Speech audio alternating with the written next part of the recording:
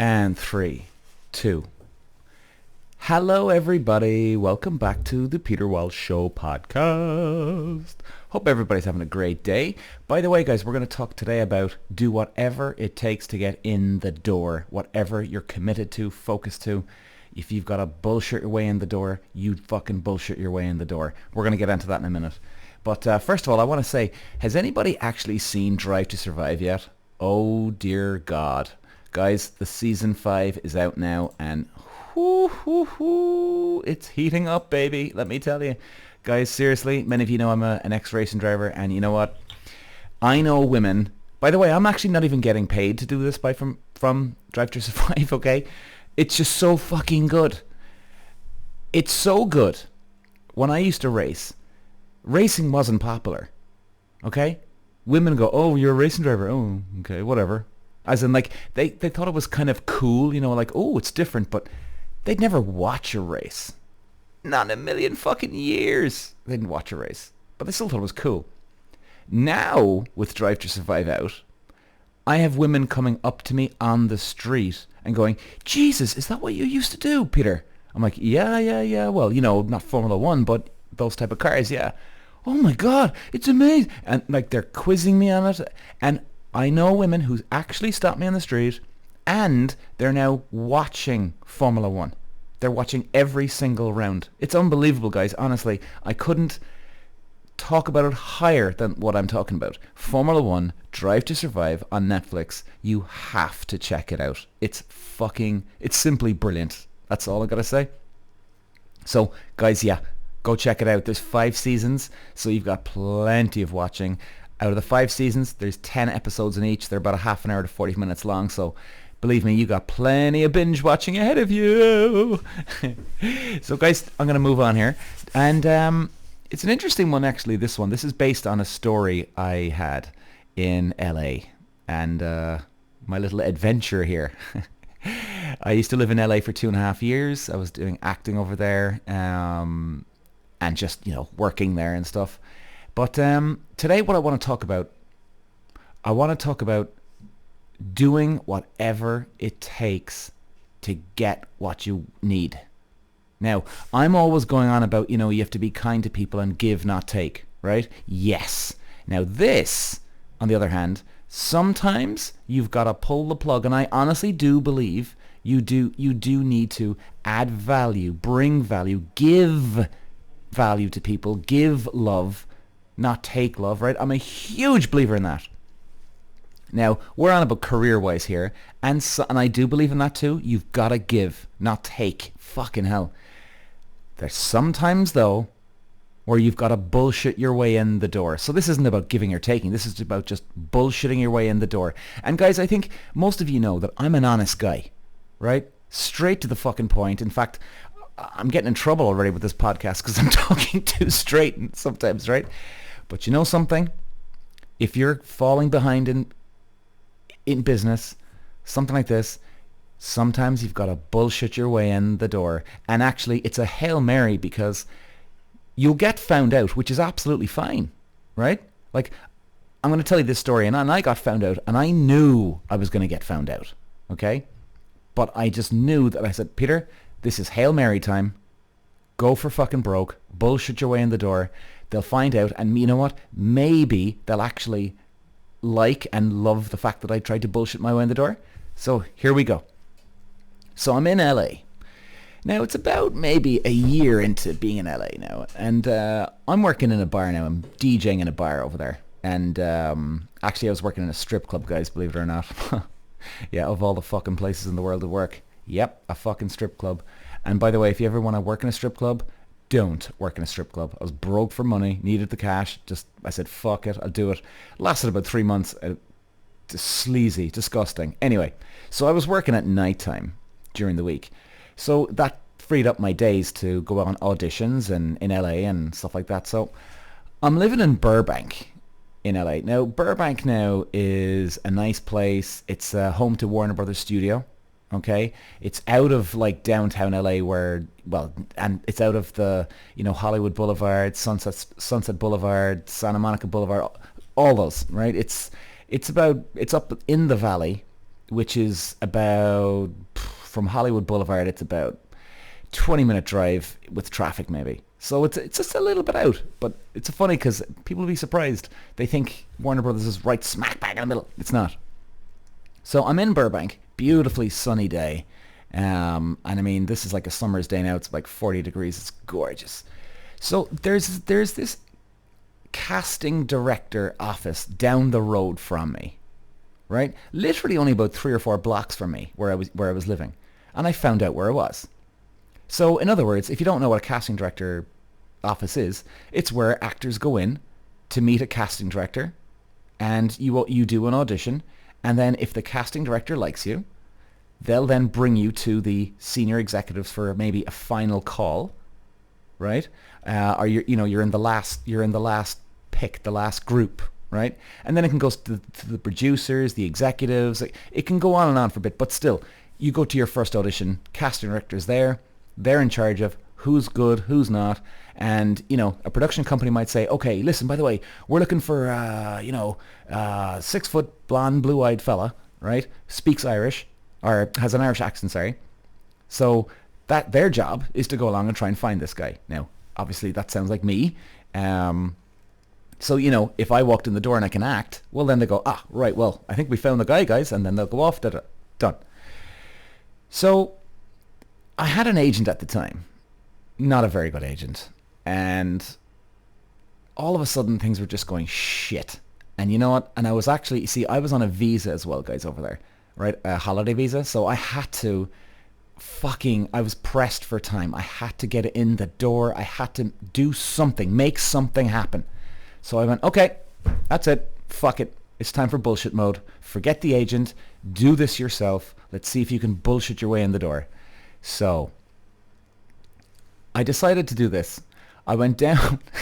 I went down to the Burbank casting director studio. I can't remember the name, and I waited until lunchtime, right? And it waited until 1 o'clock, and I actually just sort of sat outside the car, and I just waited to see if people were coming out of the office at 1 o'clock, right? As in, do people actually stay in the office, or are they leaving? What are they doing? So now that day, they actually did leave the office. Now, funnily enough, they left the office open. It was really weird, especially in LA, like fucking hell. Now, in fairness, okay, we're in Burbank, but still, they left the office doors open, everything, but there was no one inside. So anyway, so I went, okay, so let's leave. Now I know, mission accomplished. People actually leave the office. So I went home that night. Okay, what am I going to do now? So I went back the next day, 24 hours later. Wait until about 10 past 1. I see the remaining people walk out the door. Wait until 20 past 1. Now, I have my headshots here, by the way, in my hand, right? So anyway, even just thinking about this, and this is a true story, by the way, God. So I go back get out of my car. I walk into the main hall, the reception area of the casting director's office. So I see there's no one around. Right? And on the main secretary's desk, there's a pile of headshots, right? Actors. Now, sorry guys, it might be obvious, but if you don't know what a headshot is, basically as an actor, you need almost like a CV, resume, right? That's your resume CV, okay? So in other words, what you'll have is like an A4 size photo of yourself, right? A good, as they call it, headshot of you looking your best, right? With a certain look. And then on the back, stapled on the back, would be your CV resume of what you've done, right? As in any work that you've done in the past. So anyway, I walk in with my headshot. So I see the huge fucking bundle of headshots on there. So I decide to kind of have a look, right? So I'm looking. There must be about 10 to 15 different piles, right? And the place is a fucking mess. But obviously these 10 to 15 piles are 10 to 15 different characters that they're looking at during the day, right? So like, I mean, in one pile, there must have been, I'd say about 50 actors in this, but it's in one pile, right? So the 15 different piles are 10 to 15 different characters, but you've got 50 different actors for that one role. I hope that's making sense. So I'm looking through and I'm like, Jesus Christ, the amount of stuff. So I actually go, okay, right, as far as I remember, there was 3 women, right? I'm like, all right, well, obviously I can't look at that. Then there was 2 guys. Now, one guy was like a Latino guy. I was like, oh, well, that's not me. Then there was another guy who was like a dark, tall guy, brown eyes. And I went, oh, fuck. All right, well, that's not me because of blue eyes. But I went, you know what? Fuck it. Stick it in the pile. So I literally took the first headshot at the top of the pile and I lifted it up, slid mine under his, and I left it at that. All right? So anyway, I was thinking, okay, oh, Jesus Christ, adrenaline's fucking flying now. So anyway, I leave the place. 24 hours later, I don't hear anything. I'm like, fuck, all right, well, that didn't work. Because normally if they do get a pile of headshots, they might have got your headshot from a production crew already or someone else, right? Or you could have sent it in already. So, they could have got your headshot before you even got in the door. So anyway, didn't hear from them. And I went, all right, fuck it. Let's go again. So today, this time, I went, all right, it's time to make a really fucking bold move. So I get down to the office. And this was my plan. I'm going to just go straight out with it. So I get out of the car. I start jumping around, right? Trying to get a bit of my breath going, okay, as in panting, okay? And you'll see why in a second. So I'm panting away, and okay, and I've got a bit of sweat because, believe me, the heat now there takes about 2 or 3 minutes to get the heat going. So I'm jumping up and down like I'm kind of skipping, right? Literally just that jump up and down for literally about 2 or 3 minutes, and I'm fucked, right? I'm panting. Right, perfect. It's time to go. So I grab my phone. As I walk in the door at lunch, it was just before lunchtime because I wanted to make sure that there was someone there, right? So I walk in the door. I have my phone in my hand. I'm pretending to be on the phone. I'm like, okay, listen, and I'm pretending, and I make sure that the receptionist sees me, and she's actually like clearing up to go out for lunch, and she's looking at me, and I'm like, okay, and I can't remember what was it, Peter. I said Peter Jones. I was pretending that was my agent at the time. So I said, look, Peter Jones, look, yeah, I'm actually here now, Peter. Yeah, cool. Listen, Peter, I'll call you later. I'm talking to this lady here. So this girl sees me, the receptionist sees me talking to, quote, Peter Jones. So I'm out of breath. I'm like, hi, listen, I'm really sorry. Look, I scrambled over here. I got the wrong office. I thought I was in Santa Monica, and then I got word that it was in over here, Burbank. And she's like, oh, Jesus, God love you, God love you. I'm like, all right, this is working, sweet. So I went, yeah, Jesus, oh, come here. Like, I made it over in record time here to Burbank. Unbelievable. So she's like, okay, what role are you here for? And I went, oh, do you know what now? To be honest, I could barely hear him on the phone. I don't know. My agent just said, just get here. I said, to be honest, it was just such a frantic rush to get here that I said, look, just get here. Right? And to be honest with you, I was in such a rush there, whatever her name was, I forget her name now. I said, look, to be honest, I even forgot my agent. I had to ask my agent what the role was because I was in such a panic and rush to get here that it just slipped my mind. I said, look, I presume I look like the character, right? As in, I'm presuming that she knows and I know. As in, like, don't be stupid. You obviously know what role I'm here for, right? And she goes, oh, yeah, you must be here for Brent. I went, Brent? Yeah, Brent. I went, oh, okay, well, there you go. Yeah, that's it. She goes, oh, yeah. Listen, I'm really sorry, but we're actually closed up for the day, but there's the casting tomorrow. Let me make a phone call. So she makes the phone call to the other office, and I think this was the office in Santa Monica, funnily enough, right? Could have been the same place, I don't know, but... so she's on to them. Listen, hi, sorry, are you? I have one more for the audition tomorrow. Grand, job done. So I'm in, right? Booked. So she goes, yeah, go down to the Santa Monica office tomorrow, 10 a.m. or whatever it was. You're in. So I'm like, cool, done. So anyway, I'm laughing my ass going home. I'm like, this is awesome. This is amazing. So anyway, I go down the next day, down into the place. So there's this guy this time now, and I walk in. And he looks at me up and down as in like he's like the fucking Secret Service FBI. He goes, yeah, you're not right for this role, Brent, by the way. And I went, well, hey, man, listen, my agent, I tried to tell him the story. He goes, really? You didn't ask your agent? You were on the phone with him? You don't know what role you're going for? And he's looking at me, and I'm saying to myself, oh, he fucking sees through this now. He sees through it. So I had to push the lie further. So I said, listen, man, yeah, dude, listen, I'm with William Morris Agency. Now, William Morris Agency is one of the biggest in the world, right? Like you got Russell Crowe, Robert De Niro, they're with that agency. I said, yeah, man, look, I'm with William Morris Agency, Peter Jones. I said, give him a bell. Right, I'm calling his bluff. I said, hey, dude, no problem. Give Peter Jones a call. William Morris. Really confident. And I'm thinking now at this stage, he might just Okay, you know what? He's manning up. Leave him off. We believe him. No, he doesn't. He picks up the fucking phone to William Morris, and he obviously knows this guy in there. I can't even remember the name, so he doesn't even call the reception. He calls the main guy's phone number, and he's like, "Hey, Bob," or whatever it was. Listen, and he's staring at me, and I'm like, oh my God. So he keeps it on loudspeaker, and I think he's just trying to do it just to fuck with me, right? So he's like, yeah, I have this guy here. Are you from Ireland? Yeah, I'm from Ireland. Okay, yeah, I've got this Irish guy. He says that he's going on about that he's here for some role, and who'd you say your agent was? I'm nearly dying here now. I'm like, Peter Jones? Peter Jones, yeah. Do you have a new agent? I said, yeah, he's just new. Do you have a new agent, Peter Jones? No, man. Actually, hang on a second. I hear this guy in the background. Am I on loudspeaker? And he goes, take me off loudspeaker. I went, oh, I'm fucked. Like, it's funny because, like, this guy isn't a policeman. Like, he's not going to arrest me for this, but yet I felt like I was about to get arrested. It was so fucked up. So anyway, he's staring at me as he takes me off loudspeaker. Staring a fucking hole through me. Gets off the phone, and he goes, yeah, listen, buddy, nice try, but no. And I went, look, man, come on. I'm fucking here now. I said, fuck it, keep going.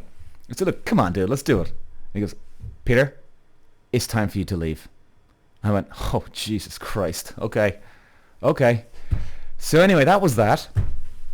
And I'm thinking, I'm going home now, a bit fucking depressed. I was like, oh, bollocks. The last thing I want to do now is piss off one of these casting directors, get a bad name, this and that. But 2 days later, I get a phone call from this lady called April Webster. Now, it wasn't April Webster. It was April Webster's office and her main assistant.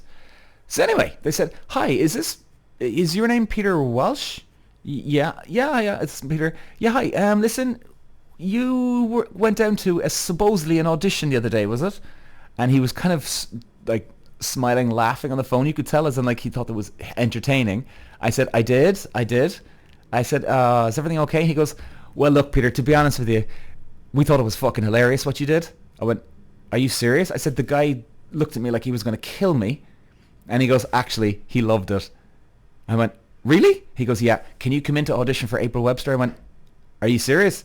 Holy shit, man. Okay, absolutely. So anyway, arrange a time and date. Now, guys, just to let you know, April Webster was, I don't think she is anymore, but was, when I was in LA, she was the biggest casting director in LA. And she even, like, I'll put it this way, if anybody remembers the TV program Lost, she managed all the casting, the actors for that show. She auditioned all of them. She did Mission Impossible for Tom Cruise, right? I mean, she's big, very big. So, so anyway, I get the sides, which is, by the way, the script, right? So I get this, not the whole script, but just a couple of pages for the audition itself. So I get the sides.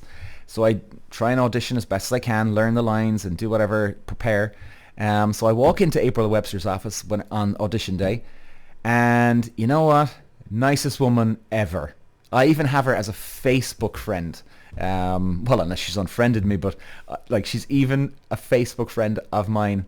Well, I haven't checked for years, but presume we are still. But like we got kind of pally, right? Actually, I must check my Facebook. But anyway,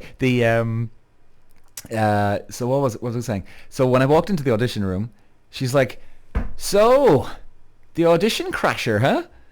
And she just broke out laughing. She was like, "Peter, we thought that was fucking awesome.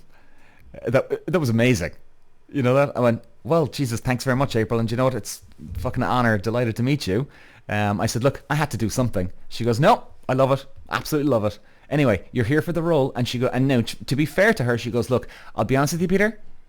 I brought you in because I loved your balls. I loved your persistence. And you obviously want something. You want to get places.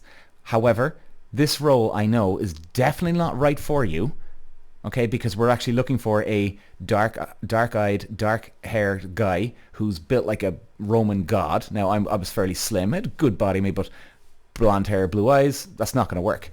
So I went, all right, well, that's totally fair enough. She goes, but I wanted you to come in because I loved your attitude. I loved your, like I said, focus, persistence. And you know what? I want to see if you're any good. And if you are, you're on my list. I went, Jesus. So in other words, any up and coming projects. She wants to keep an eye on me. I got her attention. I went, hey, listen, that's great. And I said, well, perfect. In my eyes, I'm thinking, okay, well, I'm not auditioning for this role today, but I'm auditioning for April fucking Webster here, man. So I did the audition, and I think it actually went quite well. And they went, ooh, method actor, huh? I went, I'm not a fucking method actor, okay? I did Meisner. If anybody knows Meisner, it's kind of repeating, and you put all your focus on the other person, and you just let reactions naturally happen. Whereas method, you get it, delve into more of like Strasberg, Stanislavski, Chekhov, even though I love Chekhov too. It's a great method. Anyway, well, going on and on. So, yeah, I think I did a good audition. I mean, now, unfortunately, a couple of weeks later, I had to come home. My visa ran up. And I did try and get some residency. Couldn't get it. So I had to come home, lick my paws and regroup. But at least, guys, I knew that, okay, well, and then I added her as a Facebook friend. She did. I asked her, I said, look, let me know of any up and coming work. And that was years ago, but I never heard anything from her. But the point is this, guys. The point is this. I always believe you got to be firm, honest, direct with people, and genuine. But if all else fails, and if your career's in jeopardy, and you've got to throw a Hail fucking Mary, if you try and bullshit your way in the door, go for it. Okay? Now, I'm sure there's clients out there now that any of my clients for my other business are listening to me going, oh, Peter's a bit of a bullshitter. Well, first of all, they know that I'm not because they've dealt with me for years and years already. And it's really easy to see through any bullshit, if I ever did throw any bullshit out there with my business anyway at the moment, because everything is transparent, so it doesn't matter. So like, you know, guys, never underestimate the power of bullshit. Be honest, upfront, direct. But if you got to throw a Hail Mary, do whatever you have to get in the fucking door. All right? And you know what? It worked for me. I didn't get the part, but I got on April Webster's. April fucking Webster invited me in to her office. Right? I did an audition for her. My fucking agent at the time couldn't have got me in the door. I was a better bullshitter than my fucking agent. And, well, more persistence as well. You know, so, it's funny because I was going to do an episode based on something different today, but somebody actually reminded me of that story last night. I went, oh my God, I've got to tell that story. Fuck. And they went, yeah, man, you got to do it. You got to do it. By the way, guys, I've got loads of LA stories, loads of stories in general, but other stuff. So they'll be coming on the podcast soon. But look, guys, so I'm going to leave it there. But excuse me, before I go, don't give up, guys. Don't give up. You know, there's other ways to get there. You know, don't like. There's a couple of things here to learn. If your back's to the wall, do whatever you fucking need to push. Number two, if your back's against the wall, and if you've got an agent or somebody that's meant to be doing the work for you, well, if you can do the work, if you're capable of doing it, fucking jump in, take the bull by the horns. If you know that they can't do it and you can, you fucking go. And persistence. Because that's number 3, persistence. Because even in that room where I was with that guy and he took me off the loudspeaker, I mean, honest to God, guys, he looked like the Secret Service, FBI, the way he was looking at me, you know? And it could have been easy to just go, oh, Jesus Christ, all right, look, I'm sorry, look, I tried to bullshit my way in the door. No, I kept it going. Kept it fucking going. So, obviously it's not going to, you know, every career or life move is going to be different. You know, an accountant's different than a wannabe actor or whatever it is, of course. But, you know, guys, hopefully it's something to chew on, you know? So, guys, listen, thanks for listening. I love you all as usual. I love you all, and thanks for listening so much, guys. And Godspeed to you all, and have a great day. Bye-bye.